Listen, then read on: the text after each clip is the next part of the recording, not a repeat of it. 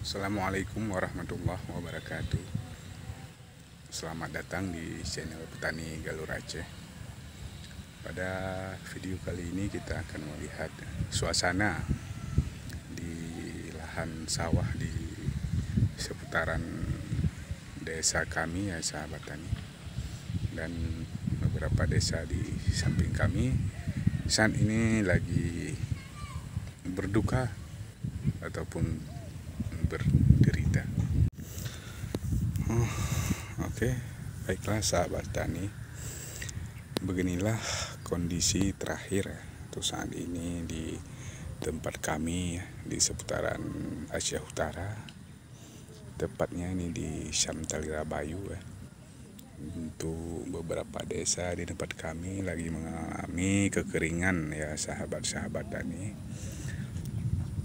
karena tidak ada hujan dan bendungan pun jebol di tahun 2020 kemarin ya, tepatnya bulan 11 tahun 2020. Sampai saat ini belum diperbaiki ya sahabat tani. Entah apa kendalanya, saya juga tidak mengerti ya.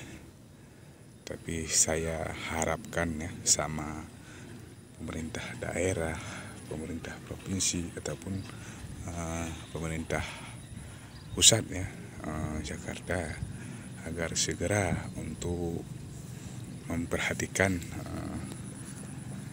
petani-petani di beberapa kecamatan di Aceh Utara ya. Kalau nggak salah saya sekitar 9 kecamatan yang mengalami hal yang seperti kami alami di desa kami. Dengan kondisi yang seperti ini, mata pencaharian kami ya di beberapa desa di sini sangat menurun sahabat tani, dan buat pemerintah daerah ya agar segera untuk memperhatikan ataupun memperbaiki secepat mungkin ya sahabat ya, bapak-bapak yang ada di kantor sana, biar tidak mengalami kerugian yang lebih besar ya. Ini udah bisa kita masuk ya.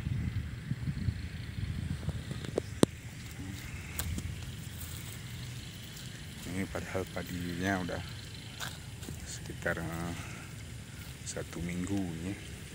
Sesudah tanam, ini tanamnya kemarin Selasa, sekitar 9 hari ya ini. Tapi waktu tanamnya ada air, kebetulan sekarang sudah kering.